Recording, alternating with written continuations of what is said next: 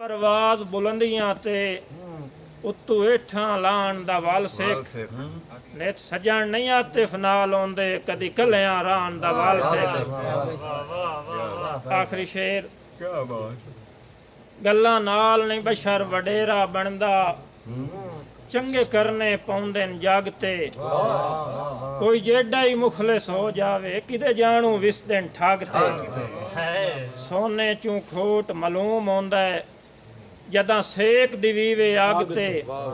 बंदे नस्ली आतिफ सिर देंदे न किसे नाल वटाई हुई पाग ते। बहुत मेहरबानी वादा पुछदा है आतिफ खान बलोच कहंदे हिजर दे बाज मरेले जाए लिया मास हड्डियां तू नोचे जैंदे हिजर दे बाज मरेले जाए लिया मास हड्डियां तू नोचे उससे लगदे संगत दी तख्ती तू मेरा नाम ही छोड़िया पोचे जैंदे ज़हन दे विच रही हर वेले मैनू हासिल करन दी सोचे वो बशारा जादा है मुल्क दे विच केड़ा आतिफ खान बलोच।